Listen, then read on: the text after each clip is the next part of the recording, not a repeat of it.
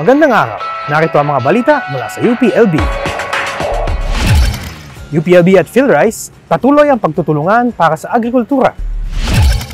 World Audiovisual Heritage Day ipinagdiwang sa UPLB. Exchange program kasama ang Kasetsart University, Thailand, pirmado na.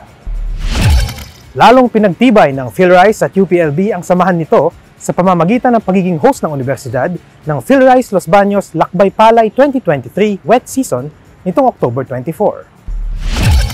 Sa kanyang mensahe, pinahayag ni UPLB Chancellor Jose Camacho Jr. ang mga bunga ng partnership sa pagitan ng UPLB at PhilRice simula noong 2022. Nakaangkla ang collaborative research ng UPLB at PhilRice sa pagpapaunlad ng produksyon ng bigas at ng kalagayan ng mga magsasaka at pagdevelop sa marketing at economics ng bigas.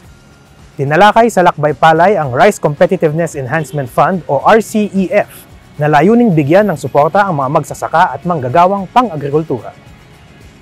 Mahigit 500 delegadong magsasaka, mag-aaral, mananaliksik at mga opisyales mula sa Department of Agriculture ang dumalo sa PhilRice Lakbay Palay 2023. Ipinalabas sa UPLB ang ilang documentary films ukol sa martial law at people power bilang bahagi ng selebrasyon ng World Audiovisual Heritage Day itong October 24 at 25 sa UPLB Makiling Film Laboratory.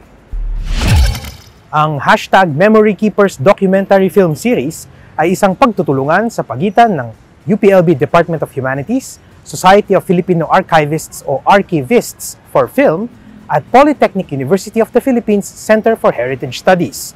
Ipinalabas sa screening ang ilang mga piling dokumentaryo mula sa Probe Docu at Cinemata na sinundan ng panayam kasama ang ilang mga archivist at mga eksperto sa cultural heritage. Binuksan din sa publiko ang ilang lecture at workshop tungkol sa digitization at digital preservation para sa mga librarian.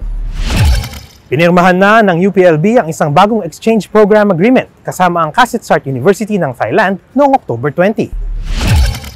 Bahagi ang naturang kasunduan ng inisyatiba ng UPLB na bigyan ng mas marami pang oportunidad ang mga UPLB students na palawakin pa ang kanilang edukasyon sa pamamagitan ng mga exchange programs sa mga universidad sa ibang bansa.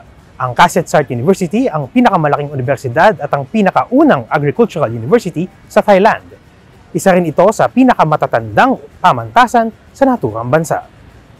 Ilan sa mga nagtatag ng Kasetsart University ay mga alumni ng UPLB. At yan po ang mga nakalap naming balita ngayong linggo. Ako po si Albert Peralta, nag-uulat para sa UPLB Balita.